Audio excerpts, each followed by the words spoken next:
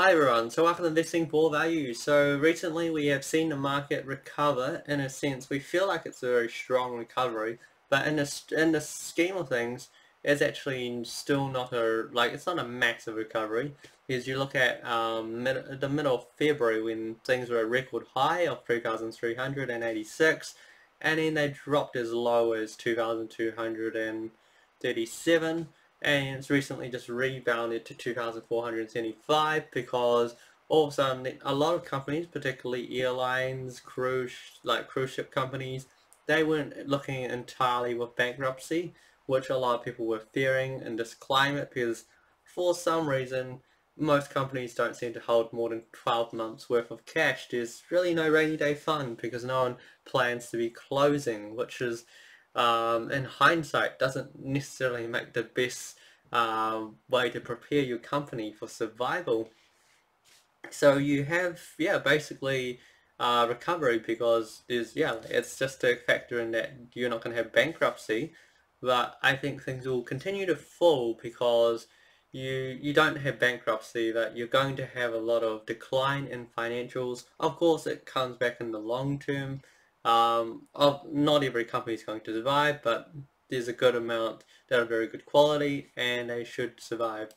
And it's mostly because they've got a $2 trillion stimulus bill coming in. So what does this bill include? It includes 1,200 for a single Americans, and for married couples 2,400, which essentially is just double. And then you've got $500 for each child under 17. So that's going to really help people, especially families that just they need financial security before anything else. They need to know that they can buy things, pay for bills, and that's going to keep them at home and not panicking. Like you don't last thing you really want is people to be panicking. And student loans payments are suspended. No point making students or people just owing a lot of debt. No point taking away the money from them, particularly up here. You're trying to give them money, and then if you take money away from them in the other way, it just doesn't make sense. So it's a good idea to suspend it. And in Real ID deadline delayed, and then you've got extra $600 per week for 4 months for anyone that's jobless. And then you've got a $500 billion lending program that includes 25 billion for passenger aircraft air carriers, and then 4 billion for cargo air carriers, and then 17 for businesses and national security. And the rest of the funds will be loans. 454 billion will be loaned to businesses, states and municipalities, though the catch is that they must retain 90% of employees for March 24th, which kind of makes sense. No point giving money to businesses and then at the same time they're cutting their workforce.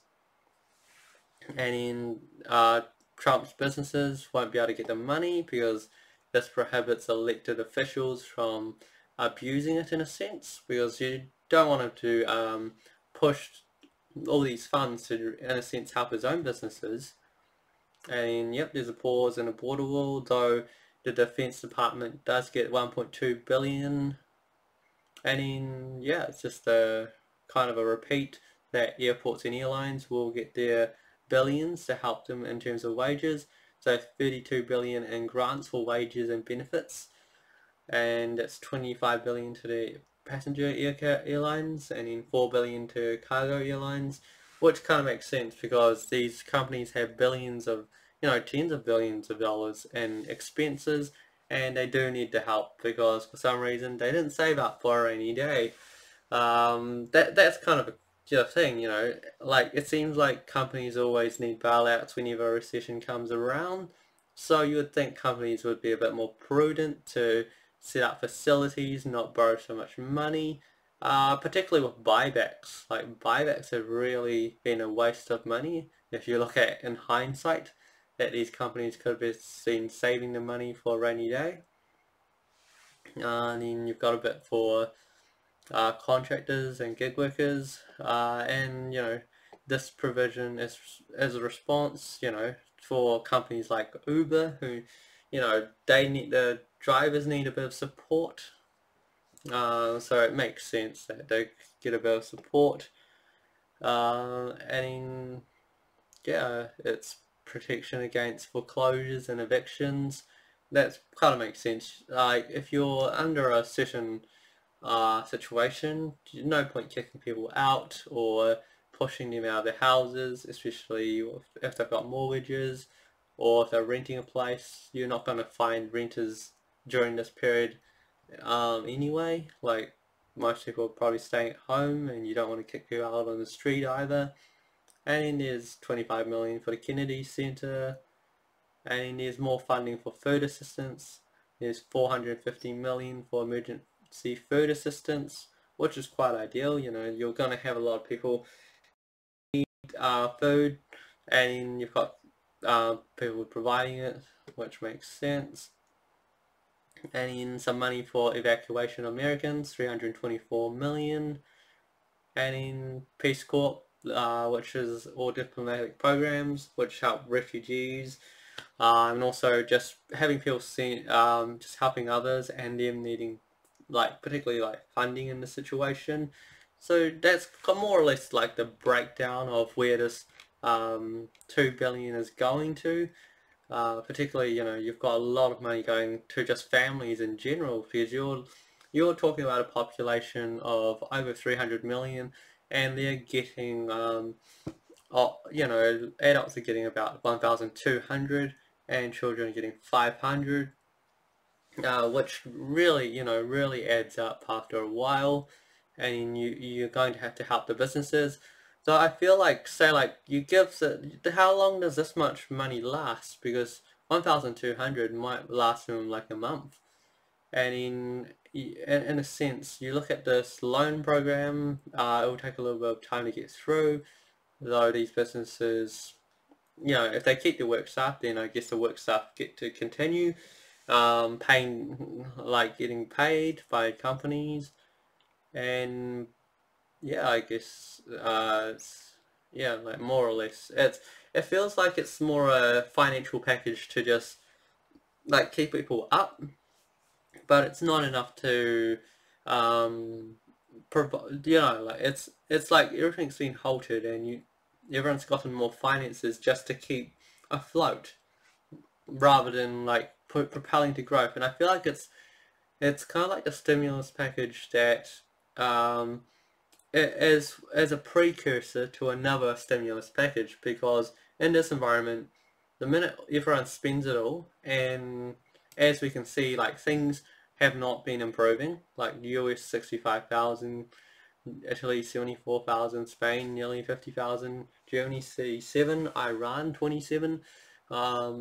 These aren't slowing down, which is kind of showing that it's not peaking yet. If it's not peaking yet, and you're already having to do history's biggest stimulus package, the question is, what do you do next? And the thing is, it's also been temporarily halted, so that's the question as well.